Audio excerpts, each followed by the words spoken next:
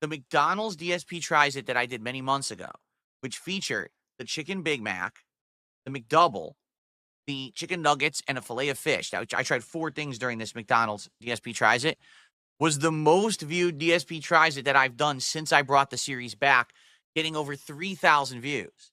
All the other episodes that I've done only have between maybe 1 to 2,000 views. So you might say, I don't get it. Why did McDonald's get so many views? Nothing you even just mentioned sounded that interesting. Because it's McDonald's. See, this is what people don't understand about DSP Tries It.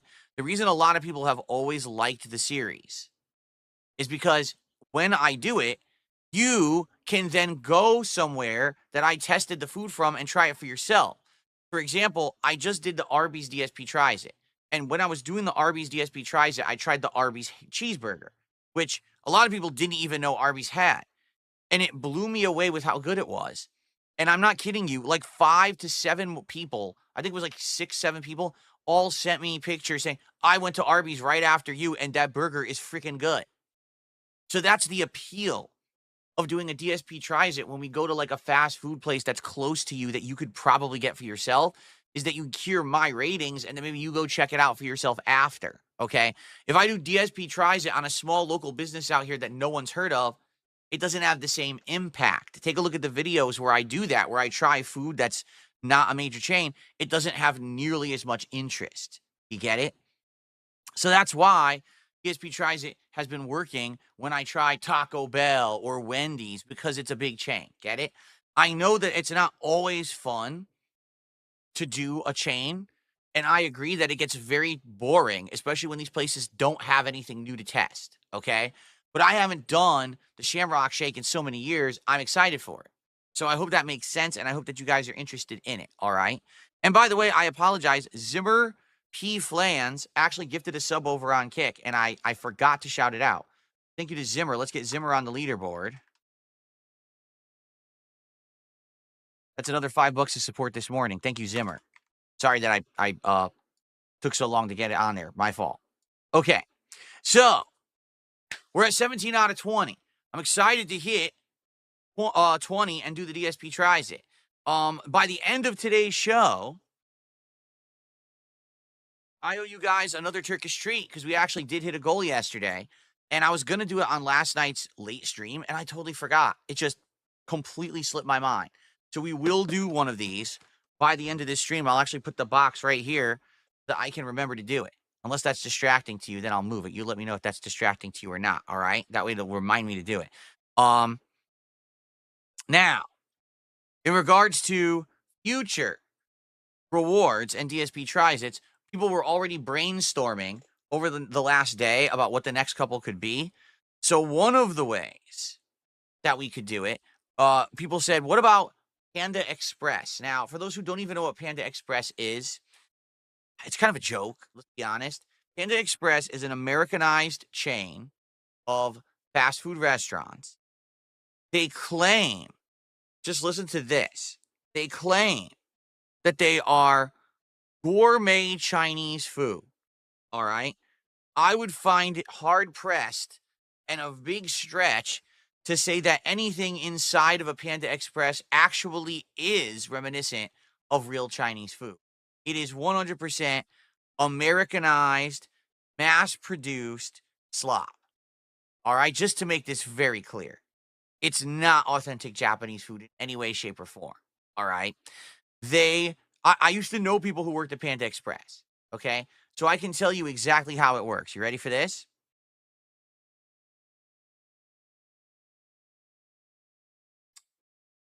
The vast majority of food that they sell is frozen. Comes in mass frozen, okay?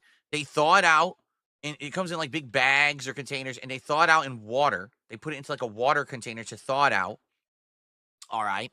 Then they proceed to add sauce, seasoning. They do add some fresh veggies to certain ones. They actually have some fresh veggies they bring in every day, and they chop them up in the morning or whatever. And they basically do some basic prep, and they toss all this food into big, giant metal trays, heater trays. Think if you go to a buffet or if you go to a wedding where they have a buffet-style meal, okay? And all they do is they put it up in their front area, the front of the store, so you can see the food, and then you order what you want. So what do they have? Things such as teriyaki chicken, orange chicken, um, honey walnut, cashew, shrimp, a couple kinds of beef. Like they'll probably have like the beef and broccoli and another kind of beef, Um, very, very fast foody. And all you do is you order it and they take one of those trays. What is it? One of those plastic containers, and they just scoop it right in. Here, oh, you want a orange chicken? Oh, you want a teriyaki chicken? What do you want for your side? Fried rice, white rice, chow mein, or some vegetables. And you tell them, oh, okay, here's your meal, done. Nothing's fresh. They do it all in batches. Okay. Now, from the employees that I know who used to work there, all right, I actually had a friend, a good friend in the Street Fighter community, who was like the manager of a Panda Express. Okay. And he basically told me the following. All right. You can get really good food at Panda Express as soon as it's fresh, but it has to be fresh. When they make it fresh, it legit tastes great and it's not that bad. But the problem is with Panda Express, much like all of these other buffet places or heat lamp places, okay? Once they make the batch, they put it out under the heat lamp and it just sits there overcooking all day long, and they're instructed to sell to the end. So they're not supposed to say, oh, that's overcooked because it was in the light all day, take it away and bring up another batch. They're supposed to sell it all. So